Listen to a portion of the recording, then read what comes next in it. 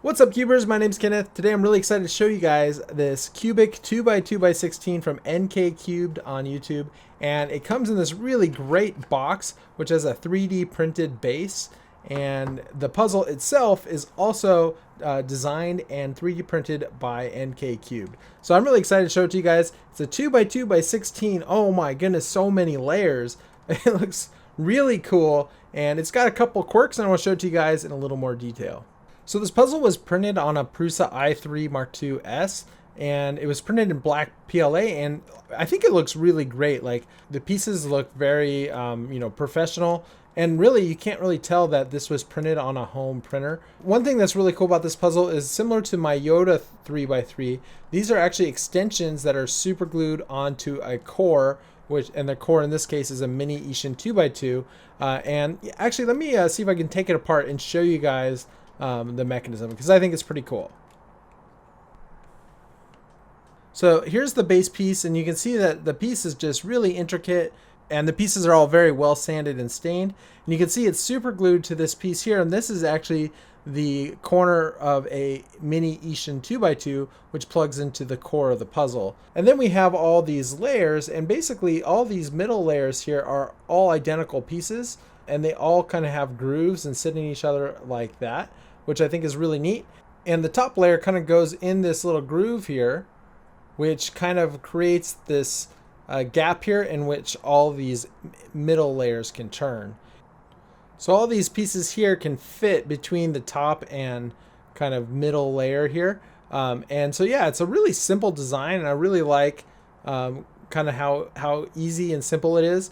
Especially that all these pieces are identical, so you don't have to worry about having lots of different pieces, especially to print. If you're going to print it yourself, you only have to print 8 of these kind of core pieces, 8 of the top pieces, and then a bunch of these pieces here. So the mechanism kind of makes it so that the turning is kind of different depending on what layer you're turning. So these layers here all turn pretty decently, and they can be turned individually. But the top and bottom layers, they are kind of connected. So when you turn this top layer, it really wants to drag on that layer. You can get it to turn, but it is definitely stiff on this top layer. So it makes turning difficult. This middle layer, though, it turns really well because, of course, that's connected to the internal Ishin 2x2. And so that gives it pretty good turning. So I think solving this puzzle is going to be a bit difficult, and the big reason for the difficulty, I believe, is going to be the turning. So it doesn't turn the greatest, but I think it's still going to be a fun solve. So I'm definitely going to scramble it up for you guys. So here's the checkerboard on this puzzle. Let's scramble up and see kind of how long it takes to solve. I'm guessing it's going to take a while, so we'll find out.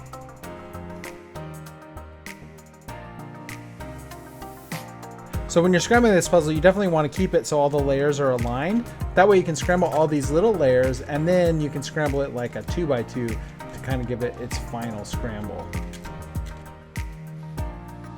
So I'm pretty happy now with kind of the scramble that I've got. So now pretty soon I'm going to start doing just kind of the 2x2 moves, so we can see what that looks like. And yeah, wow, that looks fun. I like what this does to the puzzle. So here's what the puzzle looks scrambled. I think it looks really great, and it just gets me excited to now try to solve the puzzle.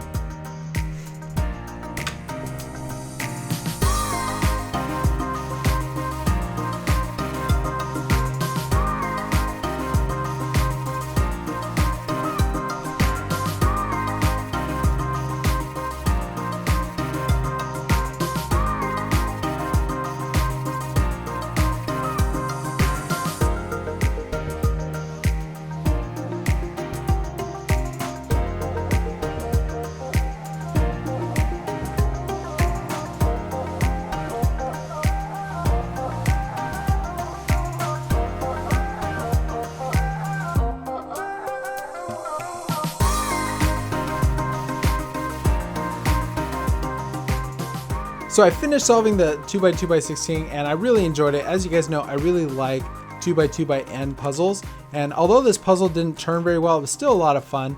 if I were to solve it again, I think I could do it much faster.